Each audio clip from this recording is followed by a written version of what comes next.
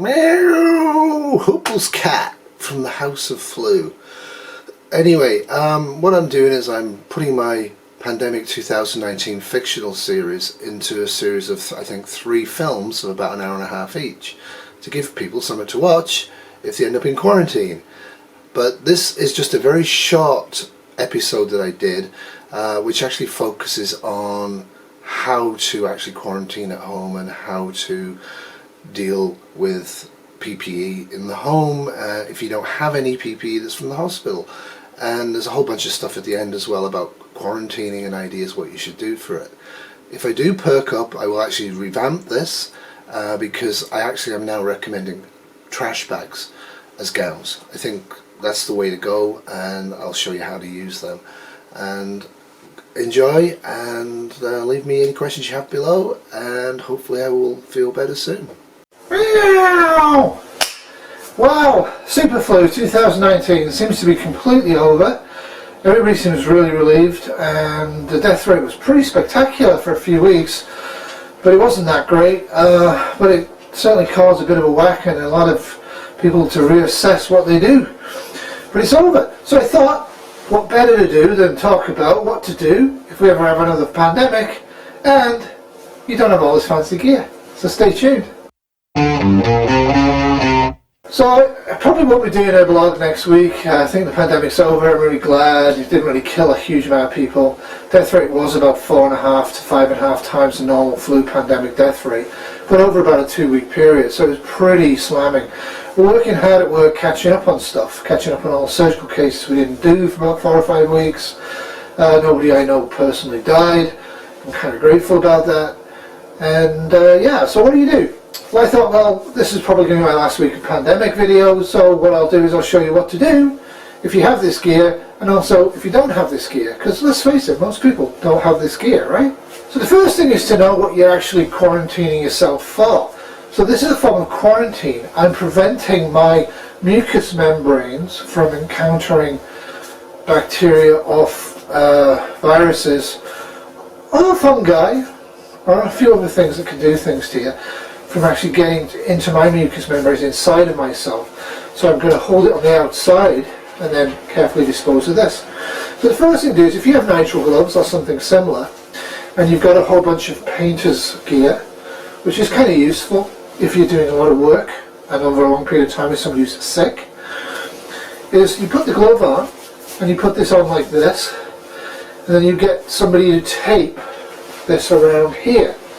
Having done that, you then get a second glove, because gloves actually are not completely waterproof, though you may think they are.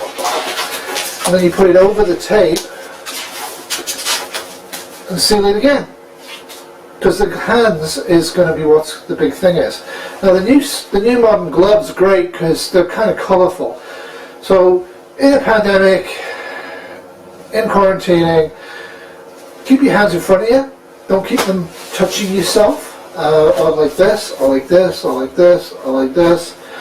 Once they're on, adjust everything, get it comfortable, then your hands stay in front of you. Hold them out in front of you, except when they're doing stuff with a contaminated person. When you finish, when you want to degown, there's 2 ways of doing this. If you've got alcohol rubs or whatever, I actually would put some alcohol rub on the glove before removal. It's not a technical way of doing it, but people do. So you cut this off and you gently pull stuff off like this. See? What you don't do ever is this. Sounds dramatic. What they do in the movies, what you actually do in reality is don't touch the outside. Gently roll it off. Now you wash your hands before you start this, you wash your hands after you do this, blah blah blah blah blah. Bottom line is, consider everything to be contaminated. So I would probably wash my hands now if I had lots of water available or alcohol rinse, and then I would take off the mask.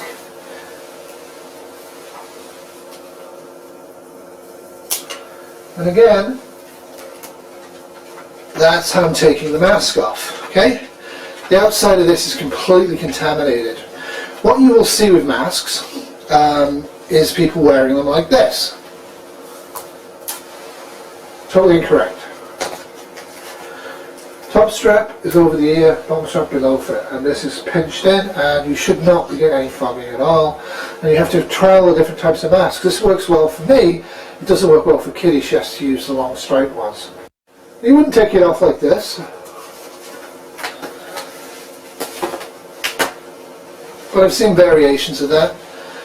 Very contaminated. You don't want to stir the dust up. You don't want to stir any moisture up to them breathing in. And if you can't hold your breath during the procedure, if you think you've contaminated your hands at any time, stop and wash before you continue to degown. When you take the gown off, avoid touching the outside of the gown. These are not waterproof. These are only here basically to tell you, hey, the outside of this might be contaminated, be careful. So, and then it rolls down, and you take it off from the inside. Stepping back.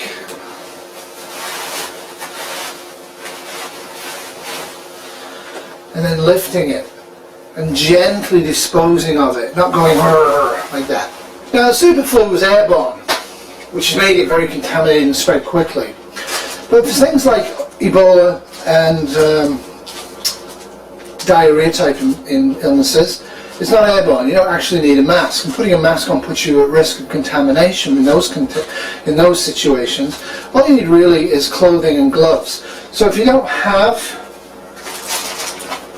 disposable hospital gloves, which by the way you can reuse by putting them in bleach and reusing them, but it isn't recommended. They're not that strong. What you should do is get yourself a bunch of rubber gloves. There's nothing absolutely wrong at all with using old methods. If you look at how nurses and doctors used to treat people in the 1920s, all of that stuff works.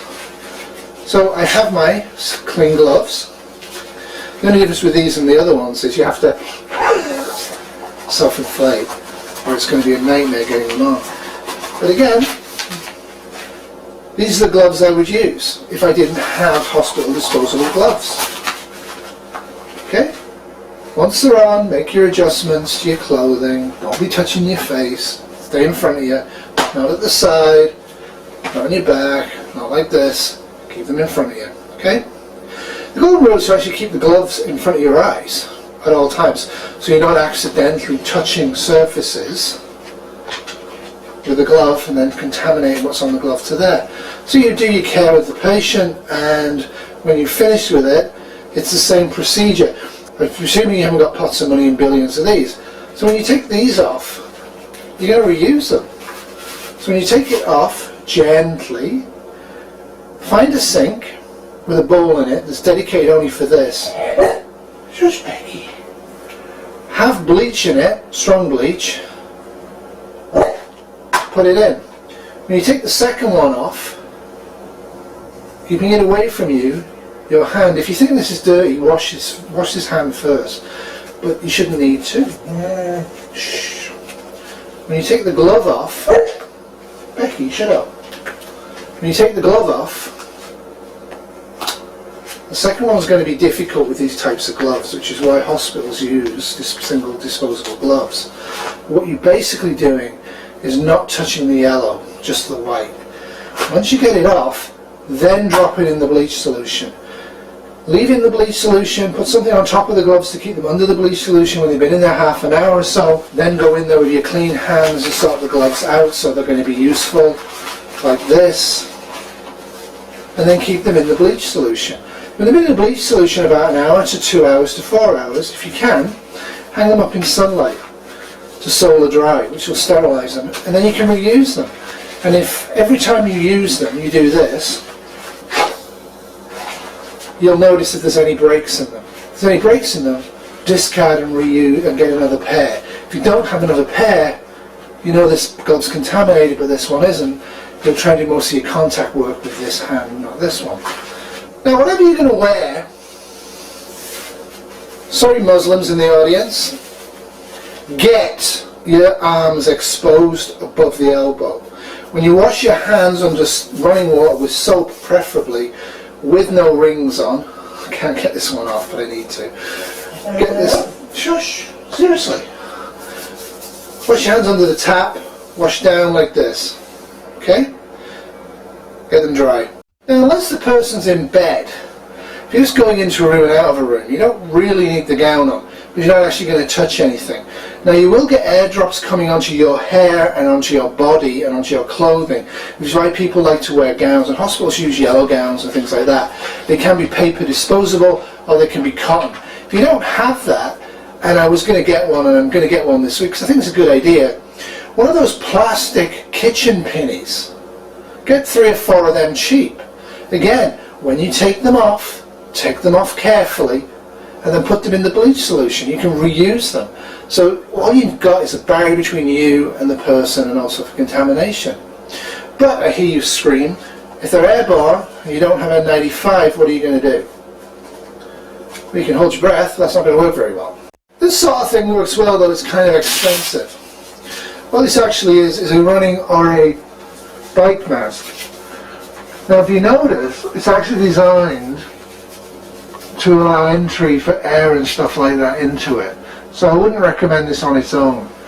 But if you have something like this on, and then you get something like this, kind of scary, hopefully the person's okay with you, but you get a tight-fitting cotton over your face. It's not an N95 mask. It helps a bit, it helps to entrap stuff. But having 2 layers here, you're less likely to be able to suck in airborne contaminants. And again, when you've finished, gently does it.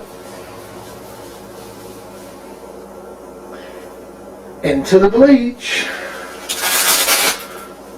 Into the bleach. Now, a basic bandana would work. It's soaked in bleach and used carefully are going to be just as good as anything else you're going to buy. And of course you can get stuff like this in most auto car stores. Lots of cloths that you just dip in bleach and clean stuff with, then put in bleach and then hang on dry in the line and make sure they're sterile. You don't have to have disposable stuff. You've got to have stuff that's clean every time you use it. So you need food, you need to be able to shelter in place for a couple of weeks at least. So what we did was we went to the grocery store and we placed our stuff because we'd used pretty much everything up. So, you know, basics, soya melts, waters, lots of foods you can use, tin foods, all that stuff's a good idea. We made sure we had plenty of coffee and lots of stuff we can eat if we need to in a pinch, lots of stuff we can eat, lots of stuff the doggies can eat as well. That's about it. We should all prep for a pandemic, but we should also be very grateful that we're not dead. And it did show how fragile human technology is in this age of wonder and splendor in the internet. I want to finish with just talking about how to actually quarantine yourself and also somebody else at home, because thankfully we didn't really do that. We did it for a couple of days with Kitty, but she couldn't stand my cooking. And we broke quarantine, but she wasn't infected because she'd used good precautions at work. So this is from Australia, and it's actually a good one, and I'm just going to go through it a bit with you. This is what to do. You have a home quarantine plan in place, so 7 to 10 days isolation. So like I say, you have 2 weeks supply of food, and it's a great idea. And make sure you're not going to have tobacco and alcohol if you're addicted to that. Make sure that you're not going to have prescription meds. Make sure you can eat this stuff easily even if there's a power failure. Have latex gloves, either disposable hospital ones or a whole bunch of the rubber ones I showed you. Antiseptic wipes are a good idea, but again, just cloth with bleach are going to work just fine. Disposable tissues. The other thing I'd add to this is a whole bunch of garbage bags, strong garbage bags. Make sure you have a lot of them. Make sure you have the capacity to actually have garbage bags open in any room, and you can just drop stuff into it. You don't want to be messing around with lids on bins in this type of scenario. Obviously a few thermometers are a good idea, and paracetamol, which of course is the English Australian for Tylenol. Aspirin can have side effects and ibuprofen's not the greatest, so regular Tylenol to reduce fever is a great idea, unless the person's got liver failure anyway. Make sure you've got friends and family that will actually drop food off to you. That's actually really useful. In SARS we had that happen for about 3 months. People did our shopping for us and dropped it off at the door, and that was really helpful. Now, if somebody you know is actually sick at home, don't have anybody else visiting the house. Make sure only one person is going to look after the sick person. That should be the person who's the best caregiver. Try to avoid pregnant people getting in contact with flu viruses, because this risks for that. Keep them away, keep them isolated. Like Kitty had her own bedroom, she had her own washroom. That's really the two things you're going to really need to have. You don't want them in a common area. If they are in a common area, you want at least a meat room or away from you, a yard if you're an American, and you should be wearing a face mask. Now on face masks, the N95 are great, and if you have enough of them, I'd actually have the sick person wear the N95 before you go into the room or before they leave the room. It helps entrap the germs on their side of the N95 mask. Cooking, all of that stuff, separate, use disinfectant again. Strong bleach is going to work well for most things, and keep an eye on them, and if they get sick, nurse them upright in bed, plenty of water, and keep a healthy diet as far as you can. Now the face masks are a good one. They talk about nebulizer inhalers, and this is really important if you have an asthmatic. SARS really was spread by asthma treatments for people who had SARS who weren't asthmatic, but the doctors just treated them like they were, and it really made it airborne and made it very, very virulent early on. Now obviously certain types of flu, like the super flu we just had, is also going to be airborne, so you've got to be very, very careful.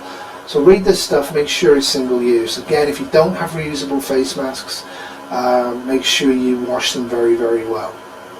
Keeping the spirits up, that's always an interesting idea. You don't want people getting bored. Kitty got really bored, and she ran out of books, and she got sick of my cooking, and she got really mad at me. So these are some ideas that you can do to deal with that. Reducing boredom while in quarantine at home. Again, try and distract yourself, figure out what you're going to do, make sure you know where you can get help if you need to. These are things you need to remember. So what I would say about quarantining at home is have a plan. The Australians are right on that. Know where the person's coming in, where the person's going out. Make sure that's a single entrance if you possibly can. My original plan in a pandemic was to actually have the infected one of us stay in the garage, and we had walkie-talkie so we could communicate, and I could leave food outside in the garden and all the rest of it. Because it's been so cold, unusually in February, March of this year, that that wasn't a possibility, so Kitty had to be in the warm house. So again, that's something else I'm going to have to think about, is that I've always thought about in terms of power outages. I would heat one room of the house, but obviously if I'm trying to quarantine myself or Kitty, that's going to be really problematic. I need to be able to heat two quite separate rooms of the house, and I hadn't really thought about that. The other one was the dogs. The dogs, you have to keep them away. Cats and dogs, snakes, keep them away from the quarantine person. They can get it on their fur, they can spread it. Obviously in the super flu, dogs were nailed for this in the United States, so we didn't really see much evidence of it up here, of human to dog to human transfer. But that did seem to be a bit of a factor in parts of the United States. And from what we can tell, that was a major issue in China. China apparently did organise a massive culling of dogs and cats during this phase, which was kind of interesting because they hadn't really shared what was going on, specifically in Shanghai. Apparently Shanghai got very, very badly infected, and their death rates probably were about 10 to 15 times a normal flu outbreak, which is giving us all some cause of concern, because it should have been fairly standard throughout everywhere given modern heating and modern nutrition, but it wasn't in Shanghai. Shanghai hit 10 to 15% of the normal death rate. Anyway, that's all from me. Pandemic 2019 is over. I'm calling it. I hope you enjoyed it. Do think about getting pandemic stocks in place. We had 2 or 3 totes of stuff, and we kind of went through most of it. So, which is why I'm reevaluating my personal preps, although I have the ability to get quite a bit of actual hospital grade gear, and I'm certainly going to focus on getting more face masks for that.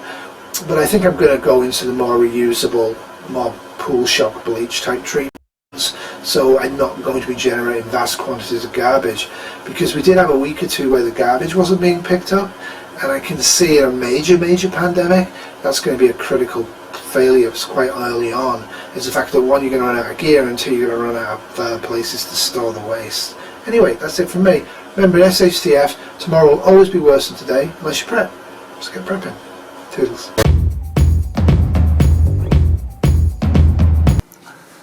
This has been a Bad Terrier production 2020. Right, Becky?